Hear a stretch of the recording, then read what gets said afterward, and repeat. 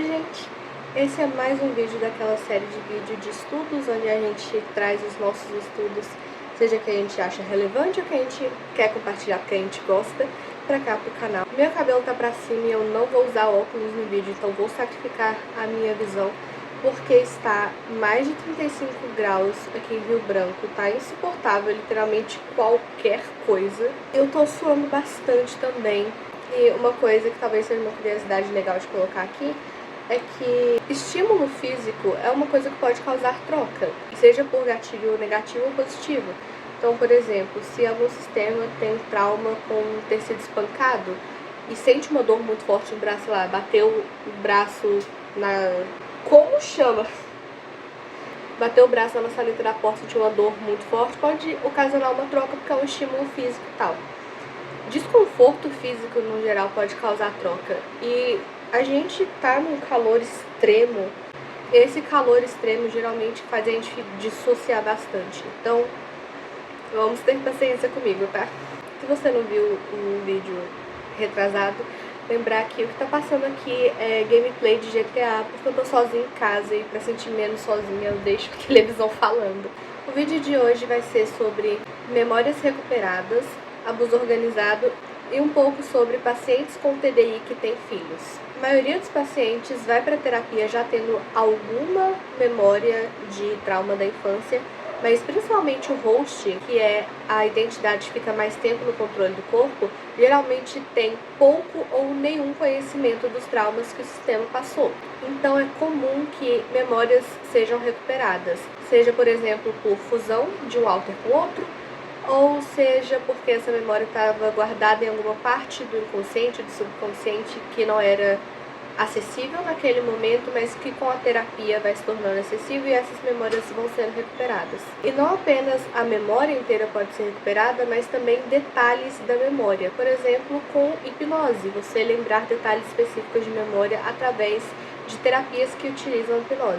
Essas memórias serem recuperadas podem acontecer tanto na terapia quanto fora do contexto terapêutico, e essas memórias recuperadas são tão válidas quanto qualquer outro tipo de memória, porque qualquer tipo de memória para qualquer pessoa podem ter detalhes exagerados ou diminuídos por causa do estado mental em que a pessoa estava ou por causa de algum outro transtorno que a pessoa tenha como comorbidade. Alguma memória pode parecer mais ou menos pior para qualquer tipo de pessoa, mas aqui a gente está falando sobre pessoas que passaram por abuso. A memória pode parecer mais ou menos pior dependendo de como o abusador lidou com o que tinha feito. Então, por exemplo, se o abusador ficava falando que o que tinha acontecido não tinha sido nada demais, que a pessoa estava exagerando, a pessoa pode realmente acreditar que não tenha sido nada demais, que seja um exagero da parte dela. E outra coisa que também é comum de acontecer com qualquer pessoa, e pode acontecer com pessoas com TDI, afinal pessoas com TDI são pessoas, é de ter condensamento de vários eventos em uma memória só. Então, por exemplo, se você pensar na escola em que você estudou quando você era criança, você não consegue exatamente separar dia por dia daquela escola. Então você vai lembrar daquela escola no contexto geral. E nisso você pode acabar condensando alguma memória que aconteceu num dia com a memória de outro dia, porque era uma coisa do seu cotidiano e que não faz sentido você lembrar de cada dia por dia. Então isso também pode acontecer com pessoas que passam por trauma. Principalmente quando é um trauma que está acontecendo por um longo período de tempo, a pessoa pode condensar a memória de todas essas vezes que aconteceu em uma só, ou em poucas memórias, ao invés de lembrar de cada coisa, cada evento singular. Então é importante que a pessoa com TDI faça terapia com um terapeuta que é ou especialista ou que entenda bastante sobre trauma, não necessariamente sobre TDI, mas sobre trauma, para poder saber perguntar e entender quando, por exemplo, essas memórias estão condensadas, ou quando a pessoa não está entendendo a gravidade da situação, porque o abusador fez com que ela achasse que o abuso não era abuso, ou que o abuso era uma coisa muito pequena. Um exemplo que eu vou dar aqui, não está no artigo, mas é um exemplo que fica aí, que eu acho que é mais fácil das pessoas entenderem. Quando a pessoa está passando por relacionamento abusivo, muitas vezes ela pode estar passando por muita merda pesada, e ela não ter consciência de que ela está passando por tudo isso, porque depois, sei lá, o abusador dá uma flor pra ela, leva ela em algum restaurante legal, ou então fica falando que ama, ou então fica falando, nem foi isso tudo. Então o contexto em si pode fazer com que a pessoa tenha uma visão um pouco distorcida da situação. Pacientes com TDI têm amnésia e por causa disso eles podem ser muito incertos sobre as próprias memórias. Porque pode ser que a pessoa tenha um pedaço de uma memória, mas alguma parte muito importante ela não tenha. E aí ela não consegue direito fazer com que a memória pareça uma memória de fato, porque essa memória está fragmentada. Então pode acontecer do paciente ter dúvidas sobre se aquilo aconteceu ou não, se aconteceu dessa forma ou não, e o terapeuta precisa ser preparado, os profissionais que estão lidando com aquela pessoa precisam ter preparo, no geral, para poder lidar com esse tipo de situação. E para ajudar o paciente a entender a memória como um todo, que a gente falou, por exemplo, no vídeo sobre as fases do tratamento, ter uma maior integração da memória para poder entender o evento como um todo e o histórico de vida do paciente ou do sistema como um todo também. Importante entender que uma memória pode estar fragmentada e que vários autos diferentes podem ter partes diferentes dessa memória, como por exemplo, alguém ter a parte sensorial, de toque, e alguma outra pessoa ter os sons ou a visão do que aconteceu, ou só a parte sentimental do que aconteceu. Então, para poder entender o que aconteceu de fato, precisa juntar todos esses autos, não em fusão, mas, por exemplo, deixar todos eles perto do front para que possa ter essa troca de informações para poder entender a memória como um todo. E agora falando sobre abuso organizado. Não é um tema que eu vou falar nesse vídeo especificamente, mas fica aí de informação de que sistemas que são polifragmentados são pessoas que passaram por abuso extremo e organizado. Tem também pessoas que passaram por abuso organizado dentro do rancor, mas no geral os sistemas polifragmentados passaram por abuso extremo e ou organizado. Então é uma coisa importante da gente entender o que é o abuso organizado e o que ele pode causar. É importante também entender que diferentes autores, diferentes fontes vão ter definições um pouco diferentes sobre o que é abuso organizado e dos exemplos do que eles entendem como abuso organizado. Pacientes que passaram por abuso organizado tendem a ter poucas ou nenhuma memória dos abusos que sofreram, e geralmente são os tipos de pacientes que mais vão recuperando memórias ao longo do tratamento. Eu vou citar algumas coisas que estão dentro de abuso extremo e organizado: um ambiente extremamente controlado, vários abusadores em várias áreas diferentes da vida no mesmo período de tempo, ou um grupo de abusadores fazendo o abuso junto. Em abuso organizado, especificamente com um grupo de pessoas fazendo alguma coisa, é comum que tenha envolvimento com pedofilia, pornografia infantil, tráfico de pessoas, prostituição infantil, grupos familiares fazendo um abuso e grupos religiosos fazendo um abuso. Esse abuso pode ser psicológico, físico, espiritual, e geralmente pacientes que passaram por isso têm formas de TDI mais complexas, que são ou TDI polifragmentado ou TDI de alta complexidade, que são sistemas que passaram por programação. E isso pode envolver tanto a criança sendo abusada, quanto a criança sendo forçada a abusar uma outra pessoa ou algum outro ser. Isso em específico não é uma coisa que é tão falado na comunidade, mas tem relatos suficientes para poder entender que algumas crianças foram forçadas a tanto abusarem de outras crianças, quanto de abusarem de animais.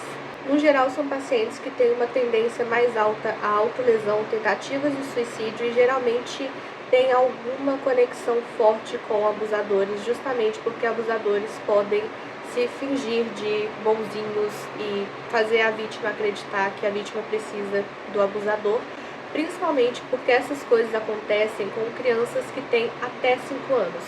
A forma de TDI complexa acontece quando crianças começaram a passar por abuso na primeira infância mesmo, até 5 anos de idade. Então essas crianças que são muito pequenas e não conhecem muito sobre a vida vão confiar nas pessoas que estão ao redor, o que pode fazer com que a pessoa, até a vida adulta, tenha laços muito fortes com abusadores. É importante entender que crenças, tanto religiosas, mas crenças da vida no geral, podem influenciar em como as identidades se apresentam internamente e na forma como elas agem. E o artigo cita especificamente pessoas que passam por abuso religioso e como consequência desse abuso elas têm identidades que se identificam como anjos, demônios, deuses, divindades ou qualquer tipo de representação, por exemplo, de bem e mal.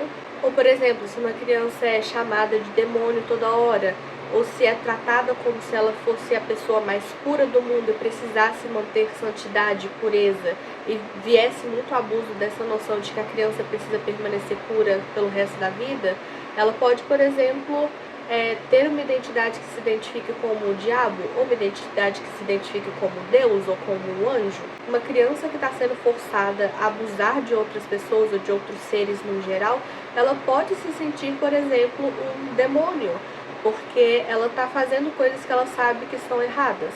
E ela vai saber que é errado, por exemplo, porque ela está vendo que a outra pessoa está sentindo dor, ou que outro ser está sentindo dor, ou que ela naquela situação também sentiu dor. Então ela entende que aquilo é errado. E às vezes a concepção do que a pessoa tem de bem ou mal e de errado e certo é, por exemplo, Deus e o diabo. E ela, sendo forçada a fazer coisas erradas, pode sentir que ela é o diabo. Isso causar a criação de uma identidade que se identifique como o diabo, como o demônio, coisas do tipo. Mas é sempre bom lembrar que TDI não tem nada de espiritual, nenhum tipo de exorcismo ou de prática espiritual interfere na existência das outras identidades. O máximo que pode acontecer é causar o que a gente chama de shutdown, que é quando o sistema perde contato um com o outro, uma identidade não consegue mais comunicar uma com a outra, mas isso não significa que as identidades foram embora, e sim que alguma coisa no sistema nervoso foi tão forte que causou um shutdown. E por último, vou falar de pacientes com TDI que têm filhos. E eu peço, pelo amor da deusa, que ninguém use isso como, sei lá, forma de invalidar ou forma de falar mal de pessoas com transtorno, mas é uma coisa importante de entender. Pacientes que têm TDI e têm filhos precisam estar em terapia, porque TDI é um transtorno que, no geral, causa crises como flashbacks. Geralmente a pessoa tem comorbidades, uma comorbidade muito comum com TDI, por exemplo, é o transtorno de personalidade borderline. E esse transtorno causa uma flutuação de humor muito brusca e muito drástica. Em algumas pessoas pode causar agressividade, tanto com pessoas externas quanto com o próprio corpo. E é importante entender que crianças não podem estar expostas a um tipo de ambiente em que tem, por exemplo, pessoas gritando com ele, pessoas se batendo, pessoas tendo crises de choro e coisas do tipo na frente da criança, porque isso causa estresse para a criança. Então, é preciso que esses pacientes trabalhem na própria segurança e trabalhem para poder garantir a segurança dos filhos. E se o terapeuta notar que alguma coisa na vida do paciente está colocando os filhos desse paciente em risco, o terapeuta pode, por exemplo, acionar a polícia ou o conselho tutelar, ou autoridades que possam resolver isso. Então, pessoas que têm TDI e têm filhos precisam estar em terapia para que os sintomas do próprio transtorno não interfiram, não causem estresse na vida da criança. Isso serve não apenas para pessoas com TDI, mas para pessoas com literalmente qualquer transtorno que possa fazer com que outras pessoas vejam você tendo crise e que, no geral, os sintomas afetem significativamente a vida de pessoas ao seu redor. E é isso, eu espero que vocês tenham gostado do vídeo. Foi o último vídeo dessa série falando sobre o guia de tratamento de TDI. Eu espero realmente que vocês tenham gostado, que seja informativo e que ajude alguém. Se vocês têm alguma sugestão de vídeo ou de tema ou de artigo que vocês querem que a gente traga pra cá, é só falar que a gente traz em algum momento. Não prometo que vai ser rápido, pode ser daqui 5 meses, mas a gente traz. E é isso, até depois.